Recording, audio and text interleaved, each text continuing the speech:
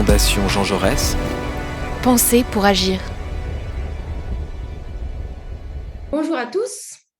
Aujourd'hui, nous recevons Joseph Barout pour un deuxième entretien qui fait partie d'un cycle de réflexion sur le Liban.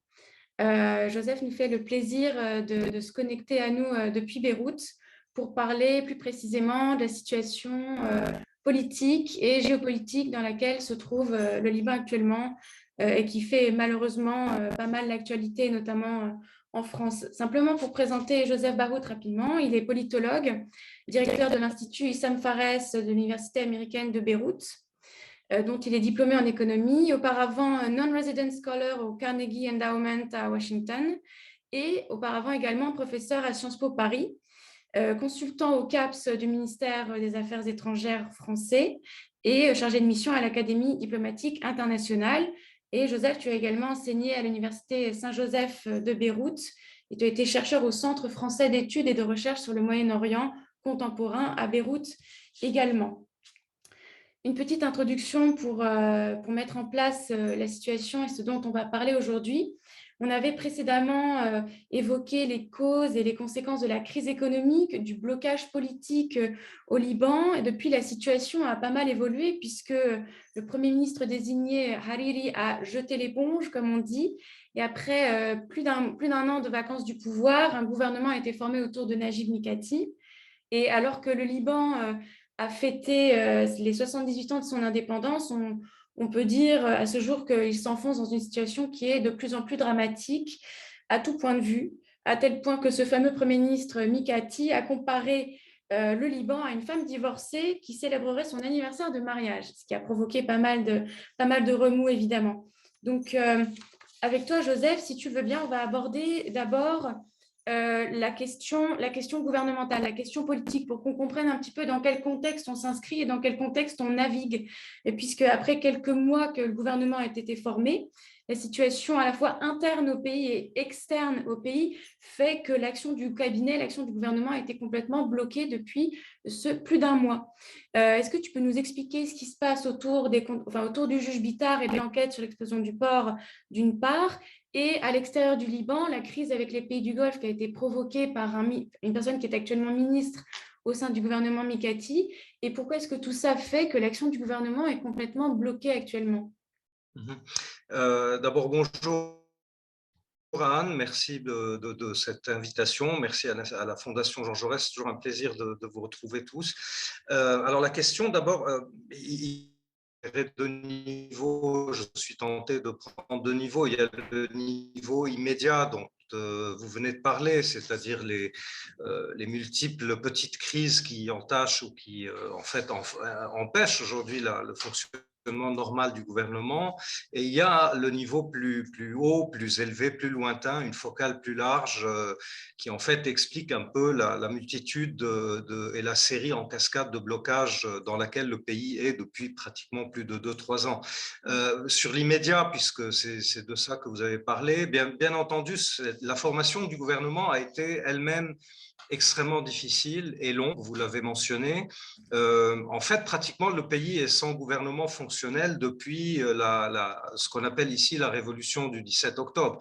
C'est-à-dire que le gouvernement Hariri, à l'époque, avait chuté dans la rue devant la contestation populaire. Un gouvernement a été formé très difficilement et très imparfaitement. Il a à peine pu fonctionner puisqu'il était déjà lui-même criblé par les contradictions et les alliances contradictoires. Puis il y a eu l'explosion du port qui a conduit à la démission de ce gouvernement-là, qui lui-même n'avait pas eu le temps en fait de commencer le minimum de chantier possible.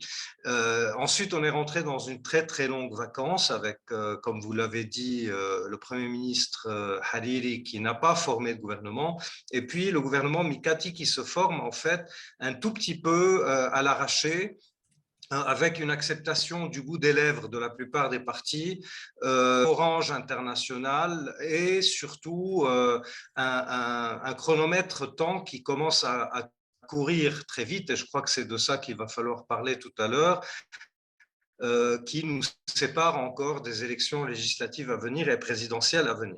Donc c'est un gouvernement par définition transitoire et temporaire, on pourrait dire.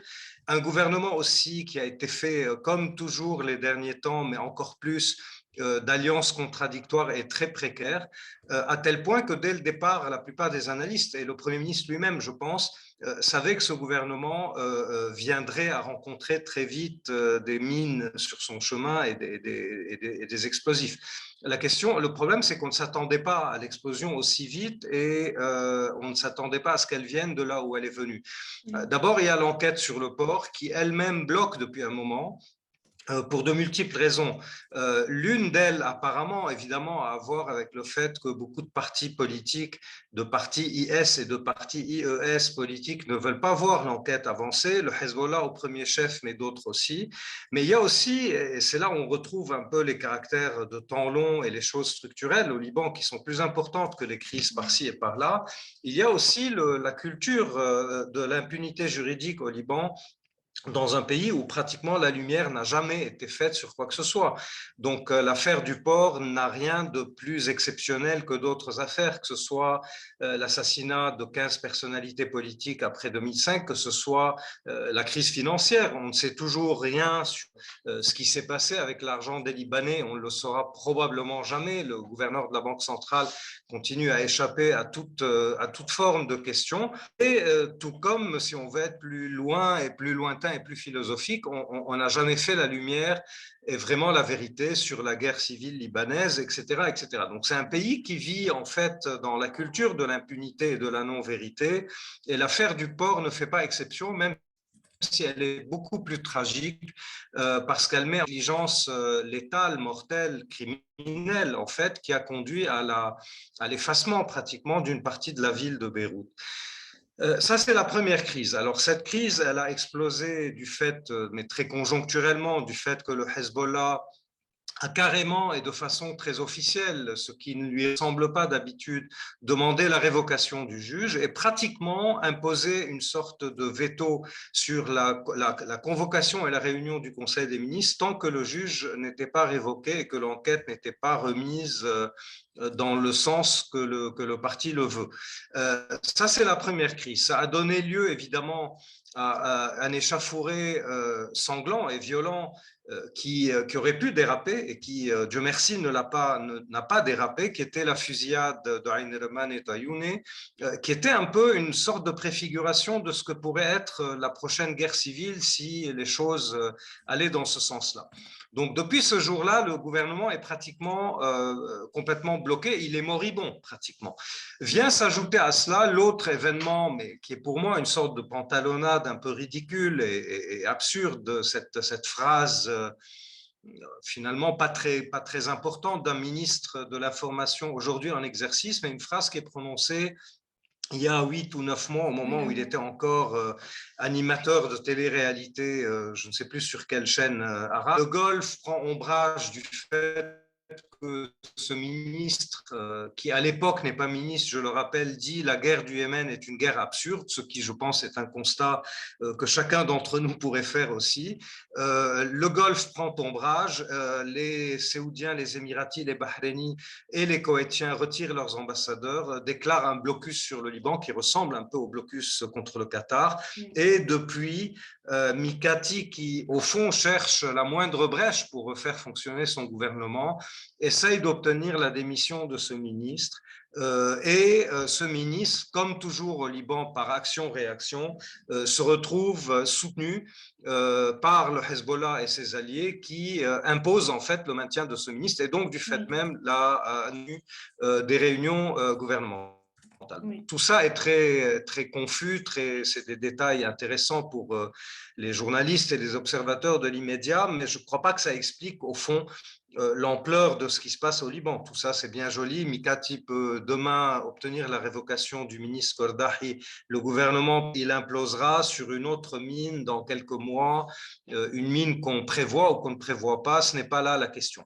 La vraie question, et là on retrouve le temps long, c'est que depuis 2-3 ans, en fait, tout le monde constate au Liban non pas la fin de tel ou tel gouvernement et son coma ou sa mort clinique, mais en fait la mort clinique, l'agonie d'un système politique qui ne fonctionne plus. C'est-à-dire qu'on est dans un pays où tout le monde, les observateurs, les analystes, les politiques, les citoyens, se rendre compte qu'en fait, ce système dans lequel on vit très imparfaitement depuis pratiquement 2005, en fait, si tant est qu'il vivait bien avant, est arrivé à bout de souffle. C'est-à-dire qu'il a épuisé toutes ses ressources, incapable aujourd'hui de s'auto-générer et de se maintenir en place et de produire des solutions. Et il y a l'incapacité, pour des raisons énormes, multiples, locales, régionales et internationales, de revoir ce système en fond et comble. Et donc, il y a pratiquement des gouvernements qui sont formés, mais qui très vite rentrent dans la paralysie. Celui de Mikati est un exemple parmi d'autres. Et les crises, pendant ce temps-là, s'amoncellent, et c'est ça qui est beaucoup plus grave, elles s'enchevêtrent et elles s'amoncellent. On ne sait plus très bien qu'est-ce qui participe de la crise économique et financière, de ce qui participe de la crise politique, de ce qui participe de la crise régionale, politique régionale, et de ce qui participe de la crise, je dirais, génétique du Liban, c'est-à-dire d'un pays qui aujourd'hui doit, qu'il le veuille ou pas, se réinventer des manières d'exister. Et donc, toutes ces crises aujourd'hui sont rentrées en conflation, ensemble, elles sont toutes mêlées, et c'est pour ça qu'on peut parler aujourd'hui pratiquement d'effondrement global, de crise totale du système, des systèmes, que ce soit le système économique et financier, du système politique, du système d'inclusion régionale et du système peut-être de partage du pouvoir lui-même et peut-être même du système qui a donné naissance à l'idée du pays. C'est très grave, évidemment, c'est très existentiel, mais en même temps, à mon avis aussi, c'est peut-être enfin le moment de réfléchir aux aspects structurels de ce pays. C'est-à-dire, c'est peut-être un moment de refondation. Certes, ce que je dis est très intellectuel, est très conceptuel, est très neutre. Ça nécessite évidemment un calme pour pouvoir réfléchir à tout ça, un temps de calme.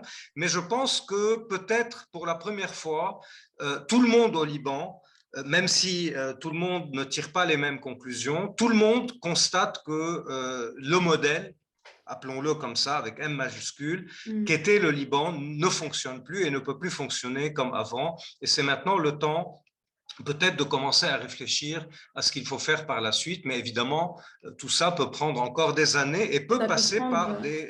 Ça peut prendre des années. Non, ça peut effectivement, prendre mais des années et ça peut donner lieu à des convulsions violentes. Voilà, et c'est ça. très violente. Et puis, on en est les témoins, malheureusement, tous les jours. Mais alors, justement parlons des élections. On comprend bien que le problème, c'est le système ou le modèle avec un M majuscule dans son ensemble. Est-ce qu'on peut commencer à le rénover avec les outils existants, c'est-à-dire voilà, les élections législatives qui se profilent pour le printemps 2022? On voit qu'elles sont déjà l'objet de discussions, de tractations, de problèmes. On n'arrive pas à se mettre d'accord sur la date, ni sur le contenu de l'amendement de la loi électorale. Moi, je fais le parallèle avec ce qui a pu se passer en Irak, même si les systèmes sont quand même un peu différents.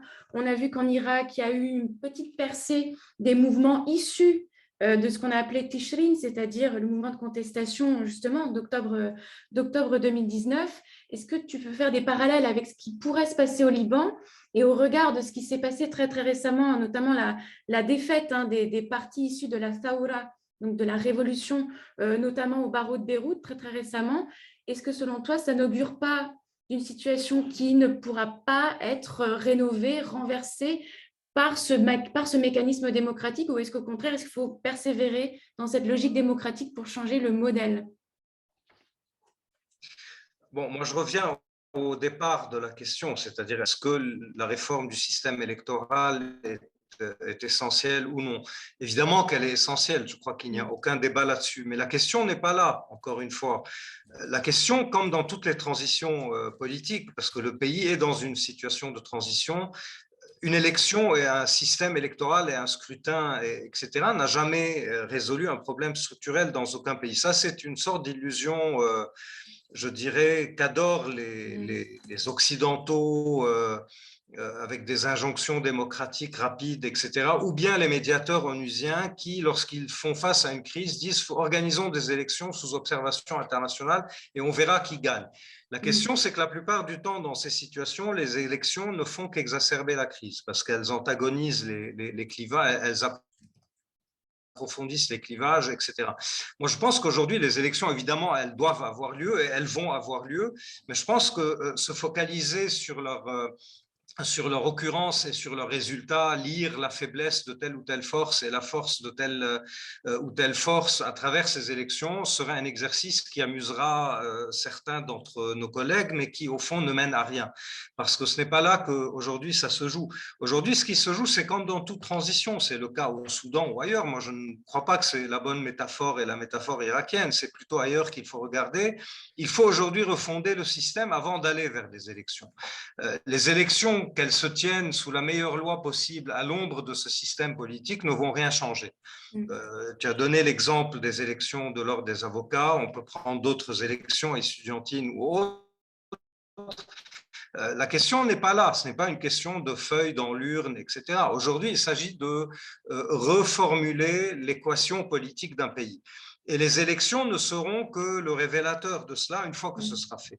Alors, bien entendu, ça c'est un point de méthode politologique, je dirais, par rapport à ce qu'est la transition, etc. Maintenant, pour parler des élections à venir, évidemment qu'il faut qu'elles aient lieu. Elles vont avoir lieu sous la loi actuelle avec des corrections à la marge si elles ont encore lieu, mais je ne pense pas qu'elles auront lieu. Ces élections, alors il faut aussi arrêter de se mentir et de se cacher derrière son doigt. Ces élections-là sont appelées de leur vœu par les forces politiques opposantes depuis 2 ans. Depuis octobre 2019, la scène politique bruisse de demandes d'élections anticipées. On veut remettre en jeu la balle au centre, on veut des élections pour redéfinir le système. Et aujourd'hui, bien entendu, devant ce qui apparaît comme la faiblesse des forces anti-pouvoir au Liban, évidemment, on commence à parler de « ah non, peut-être que les élections ne sont pas la panacée, il ne faut pas ces élections sous ce pouvoir-là ». Il faut savoir ce qu'on veut, parce qu'on ne peut pas à la fois réclamer de refaire la lumière sur l'équilibre des forces au Liban réel en demandant des élections, puis quand les élections approchent à leur date constitutionnelle, dire « ah non, mais le jeu est faussé », etc. Donc, il fallait le dire depuis le début. Il ne faut pas rentrer dans ce jeu-là qui est politicien, ça ne m'intéresse vraiment pas et je ne fais pas partie des forces politiques en présence, mais ces élections vont probablement avoir lieu et si elles n'ont pas lieu, ce sera pour une raison assez grave, c'est-à-dire soit un événement sécuritaire qui produira leur report, soit parce qu'il y a vraiment une crise politique encore plus profonde que celle dans laquelle on est. Et de toute façon, ces élections auront lieu dans 1 an et demi, 8 mois. Ce n'est pas la question. Oui. La question aujourd'hui est de savoir, il y a deux choses. La question est de savoir d'abord comment et pourquoi ce système politique au pouvoir depuis 20, 30 ans, bien avant la crise d'il y a 2 ans, peut se cliver et disons, se disputer très violemment sur un ensemble de choses et puis se remettre ensemble dans des alliances extrêmement cyniques au moment des grands choix tels que les élections. Déjà, première question qui interroge la nature du pouvoir au Liban et non pas seulement des choix tactiques et des cynismes conjoncturels par-ci et par-là. Il y a un système qui est très puissant au Liban. C'est faux de penser que l'État est faible au Liban, oui, mais le système politique est très puissant. On peut dire que le système politique au Liban, c'est l'équivalent du régime dans d'autres pays où il n'y a plus d'État, comme la Syrie ou autre. Donc, le système est très puissant et je crois qu'il faudrait que les stratèges de l'opposition se donnent un peu de temps à la réflexion de savoir pourquoi ce système est aussi puissant. Système qu'ils ont cru complètement effondré depuis 2 ans parce que des gens sont descendus dans la rue. Ce n'était pas le cas. L'autre question parallèle, par conséquent, c'est de s'interroger aussi sur la faiblesse structurelle de l'opposition.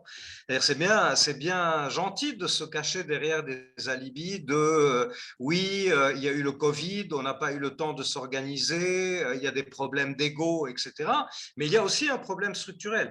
Et le problème structurel, à mon avis, c'est que les choix politiques, et là je reviens à ce que je disais au tout début, les choix politiques profonds de ce que devra être ce pays et de ce qu'il a été, et la lecture critique de ce qu'il a été et de ce qu'il devra être, ne sont pas faits encore par les forces de l'opposition. Les forces de l'opposition, 80% de ces forces continuent à penser que si le pouvoir actuel, le système, enfin l'alliance actuelle au pouvoir, ce qu'on appelle le ahd au Liban, c'est-à-dire le mandat, etc., présidentiel, s'en va ou disparaît ou chute, ou etc., le pays pourra refonctionner normalement comme avant. Je crois que c'est une illusion complètement mortelle, qui est fausse par ailleurs.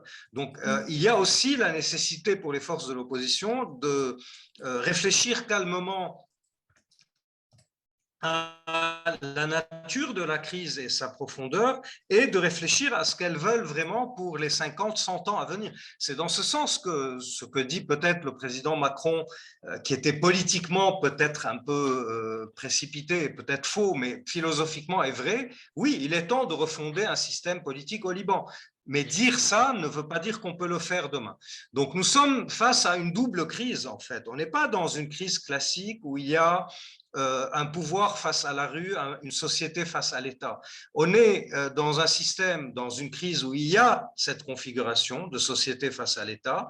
Il y a un État qui est lui-même clivé, un système politique qui est extrêmement complexe et compliqué, qui a rapport au confessionnalisme, au clientélisme, aux alliances avec l'étranger, etc.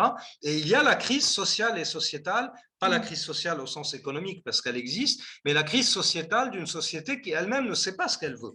Aujourd'hui, si on fait une radiographie un peu fine des revendications des ailes diverses de l'opposition, ça va d'une extrême à l'autre. Ça va d'une demande de déconfessionnalisation à, au contraire, la fixation du communautarisme sous forme du fédéralisme et presque même de la confédération, en passant par la partition du pays, en passant par la remise en question du sens de l'entité libanaise, par la remise en question des alliances régionales du pays et de son inclusion dans le système qui l'entoure. Donc en fait, on est dans une sorte d'interrogation énorme, et c'est pour ça, je répète, et ce que je disais tout à l'heure, ce n'est pas mauvais en soi, parce que c'est le moment de réfléchir. Le problème, c'est que la temporalité politique de la recherche d'une solution n'est pas la temporalité de la réflexion calme, lente, sereine sur le structurel dans le pays.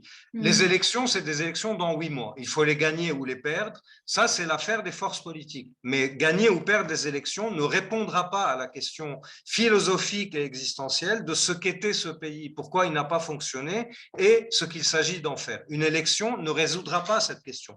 Une élection résoudra la répartition des sièges au Parlement entre des forces politiques qui referont alliance au lendemain des élections et qui, au fond, reconduiront le mode de production politique tel qu'on le connaissait à la veille des élections. Donc, il faut arrêter de faire des élections le fétiche ultime au Liban et ailleurs, dans tous les cas de transition, comme si une élection était par elle-même une sorte d'œuvre constituante ou une œuvre de refondation d'un pays. Les élections sont une règle du jeu, sont une allocation des parts du pouvoir, mais une fois que le pouvoir s'est déterminé et s'est dessiné lui-même et s'est donné les règles de sa subsistance et de sa vie. Merci Joseph. Tu parles donc du fait, et c'est assez intéressant cette réflexion, que voilà, le Liban est en crise systémique, en crise assez totale, mais justement, c'est dans un moment de crise que la nécessité d'une réflexion extrêmement profonde et structurelle se fait d'autant plus sentir. Ça me permet de faire une transition extrêmement subtile vers le contexte régional, qui n'est pas forcément en crise, mais qui en tout cas a vu un certain nombre de restructurations. On l'a vu de manière assez frappante dans l'attitude extrêmement dure que l'Arabie saoudite a eue envers le Liban, et qui, je pense, marque vraiment une inflexion dans les relations saoudo-libanaises qui avaient commencé à déjà se dégrader un petit peu depuis quelques temps. Et en face de cela, on voit que, évidemment, la force assez structurante politique dans le pays reste le Hezbollah, pour un certain nombre de sujets. Ma question est la suivante. Est-ce que, selon toi, dans tout ce contexte régional changeant, les soubresauts que cela provoque sur la scène politique libanaise, est-ce que le rôle de la France, par le passé et puis actuellement, a été délétère, ou est-ce qu'il a permis de faire avancer quelque chose? Et dans le futur, qu'est-ce que les Libanais pourraient espérer que la France fasse pour aller dans le sens qui serait le meilleur pour eux?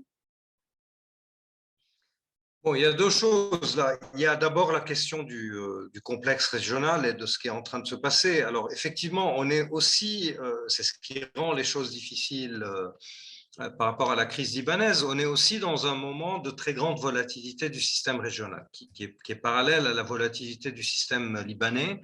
On est dans une volatilité du fait de la région aujourd'hui, la question iranienne, une sorte de conclusion. Alors, on ne sait pas exactement quelle va être la conclusion. C'est un accord acceptable par tout le monde? Est-ce que c'est un accord implicite? Est-ce que c'est une guerre, etc. Et l'ouverture de toutes ces options et disons toutes les probabilités qui sont posées sur la table font que le Liban aussi, qui est toujours le reflet de la scène régionale, n'arrive pas, entre autres, à trouver, c'est une des raisons, entre autres, du fait qu'il n'arrive pas à trouver son point d'équilibre, que ce soit conjoncturel ou structurel. On sait très bien que les résolutions des crises libanaises historiquement ont toujours été le reflet d'un rapport de force qui se stabilise dans la région, que ce soit l'indépendance, l'accord de Taïf, l'accord de Doha, etc. Aujourd'hui, on n'en est pas là. C'est une des raisons qui fait que le système libanais est dans cette volatilité extrême. La deuxième question que tu poses, Anne, c'est la question de l'action française, etc.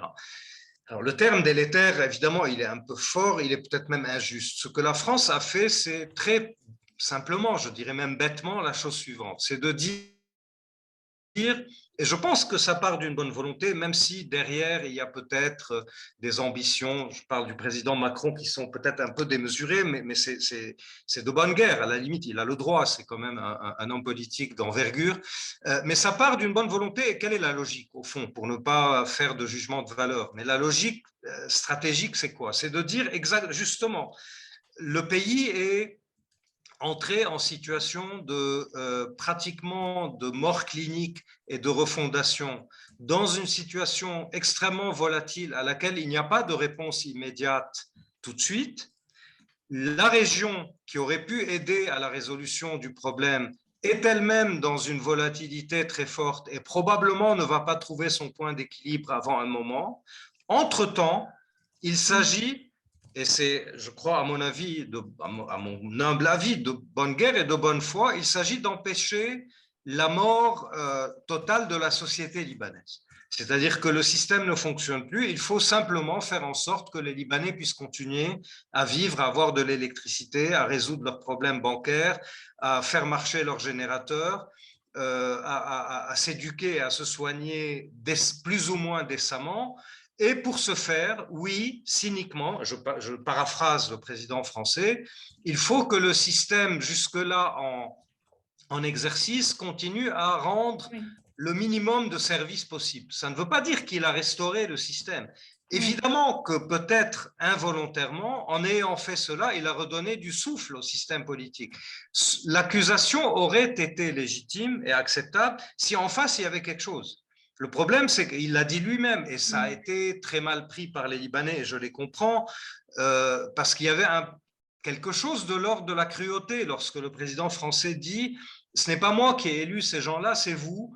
Et si vraiment il y a une alternative, qu'elle se montre, qu'elle apparaisse. Et il faisait référence aux élections, ce qui nous ramène au point d'avant. Oui. Donc, en fait, il ne faisait que prouver ce point, c'est qu'une élection ne résout pas une crise systémique. Elle ne fait que la révéler, d'une certaine façon.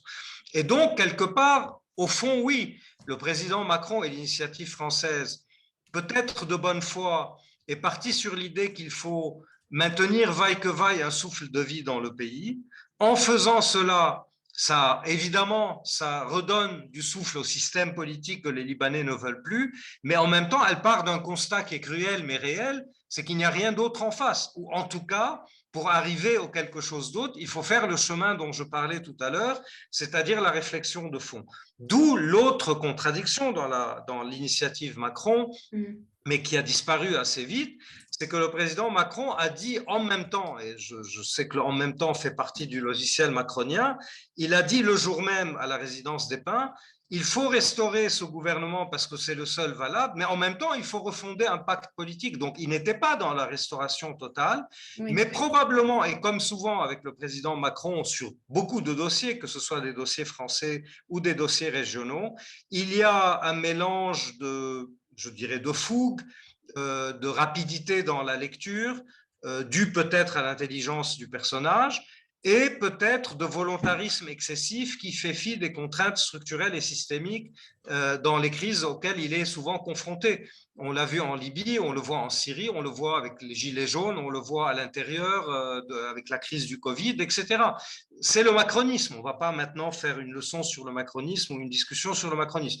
Mais dire que le but, au fond, de l'initiative française était de restaurer le système, ce qui est vrai en résultat indirect et conjoncturel, est une accusation, à mon avis, un tout petit peu excessive. Parce qu'au fond, par rapport à d'autres actions régionales et internationales, ça fait la différence avec quoi? C'est à ça qu'il faut réfléchir.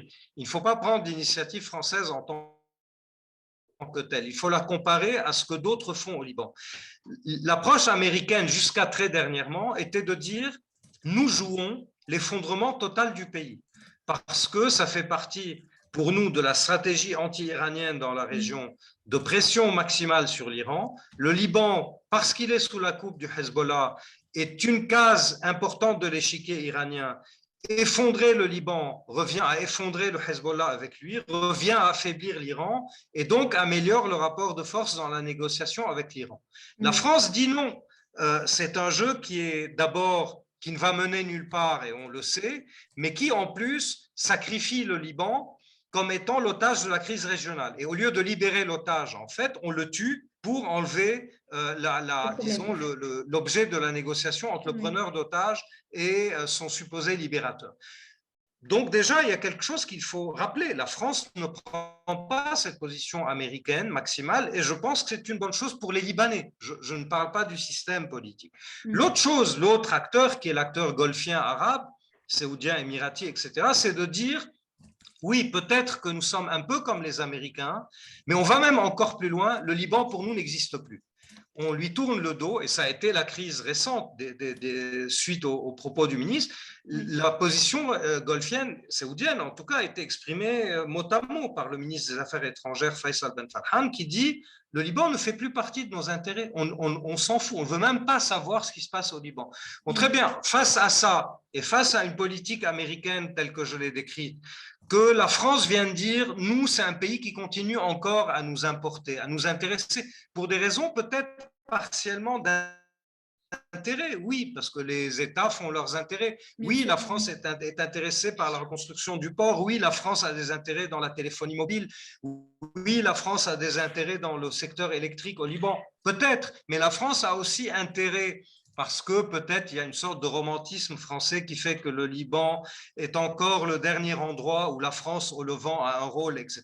Ben, très bien, la France continue à s'intéresser au Liban. On peut discuter du type d'intérêt que c'est, mais je pense qu'il faut au moins prendre en compte, et peut-être saluer, mais c'est mon avis, le fait que par rapport à une politique complètement cynique américaine qui considère le Liban comme un pion, disons, impersonnel sur l'échiquier du jeu avec l'Iran. On peut tuer le Liban pour tuer l'Iran. Et face à un Golfe qui dit tant que le pays est comme ça, on ne s'en occupe pas et il n'existe pas pour nous, ce qui ne veut rien dire politiquement, on a une France qui peut-être naïvement continue à dire voilà, c'est un pays qui nous intéresse, qui nous importe pour des liens multiples et on va faire en sorte que si au moins le Liban ne revit pas, au moins les Libanais ne meurent pas dans l'entretemps.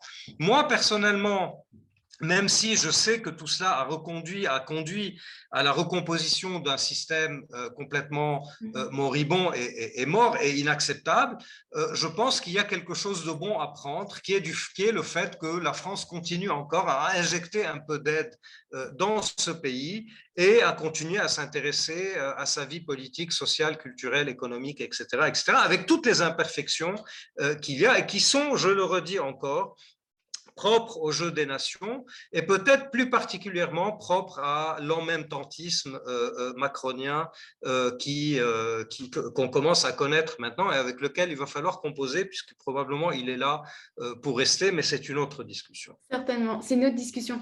Écoute, Joseph, merci beaucoup.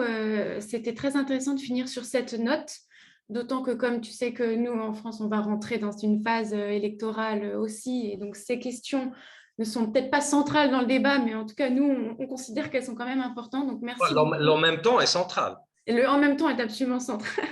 Quoique là, c'est un peu plus polarisé, hein, le débat en France. Mais en tout cas, merci beaucoup, Joseph. Je sais que tu dois partir. Je te remercie vraiment au nom de toute l'équipe de t'être rendu disponible pour nous livrer cette analyse. Et je te dis à bientôt, j'espère. C'est moi et j'espère qu'on pourra faire un part-two de cet entretien, parce qu'il y a encore beaucoup de choses qu'on n'a pas Oui, il y a trop de choses qu'on n'a pas évoquées, mais on pourra faire voilà, un troisième cycle. Merci et bonne chance à toi, Anne, et merci à la Fondation, merci à vous tous. Merci, Joseph. Au revoir. À bientôt.